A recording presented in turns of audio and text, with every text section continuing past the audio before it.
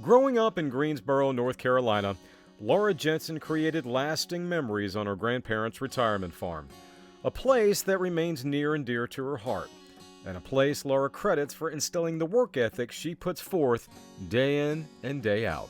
So I usually start my day in the butcher shop. It gives me an opportunity to work with the charcuterie cuts that I enjoy producing, make sure that our production schedule is on task and that my crew is set for the day. Usually do that until around lunchtime, 12, 1 o'clock, and then from there I switch over to the business side. I am constantly working on my marketing program and how to reach more people, checking on our products and if I can make any improvements there. So I'm on the business side until about 5 o'clock. Then I do take about a 10-minute break, and from there I'm out on the farm until 7 or 8 or until it's done. During the week, my husband and I feed all the pigs. And then, of course, you know, something's always broken on the farm, so we're working on whatever needs to happen to make sure the pigs have the best life they can. But these pigs aren't your run-of-the-mill farm pigs. Nope, these are Meishan pigs, native to southern China and a rarity here in the U.S. The way in which Laura acquired them? Well, that's a story in and of itself. So 5 years ago, we started with pigs. I ended up with those dangerous pigs. I know they're not all that way, but we ended up with them, and I had to find an alternative. Laura's search led her to this man, Rico Silvera, who at the time was president of the American Meishan Breeders Association, a title now held by Laura. Prior to his retirement, both Silvera and Laura worked tirelessly to save what remained of the limited population of Meishans here in the U.S. That hard work paid off. Yeah, we've grown to about 65 member breeders. We're about to register our 400th pig, starting from 12. So we're at the point now that I think we're going to see exponential growth. Litter sizes on the Meishan can be 19 and 20 piglets per litter. So now that we've got them in most states, there's still a few we need to add them to in the country. I think that this next year, Meishan's going to become a name that you're going to see not only in pork, but in pigs, the live pig side of it. They're incredibly docile, they're a lot of fun to work with, and then their flavor profile is unique as well. When we started, there was only a few people in the country that had tasted Meishan or knew of it, and everybody consistently told me that there's not much meat there, but what is there is absolutely amazing. So what I thought could happen, and did fortunately, is with the new genetics, we were able to actually produce a Meishan that is comparable to what I had found in the large breed hogs. So I'm able to achieve a 300 to 330 pound hanging weight in a 13, 15 month window, which makes them a very viable option.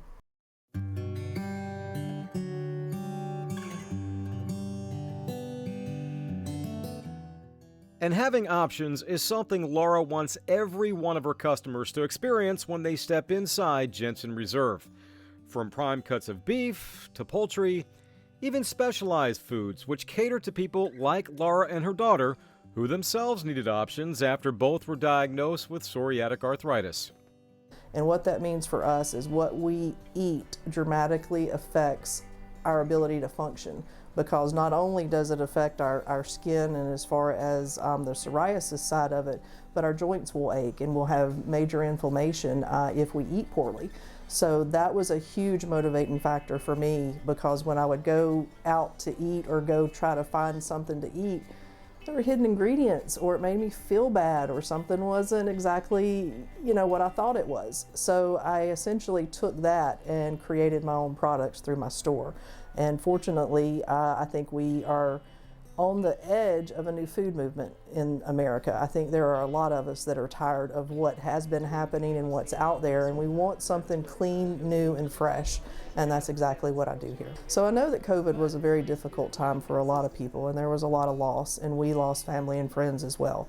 But on the business side, it was a game changer for Jensen Reserve and what I do here. Because the grocery stores did not have food, a lot of our neighbors in our community were desperate to find something to eat. And word of mouth traveled fast. So when COVID hit and the stores didn't have anything on their shelf, we ended up growing 800% in a 2-week time. What's happened since then, we did see a slight dip in our sales last summer, kind of when the world went back to normal for that brief period of time.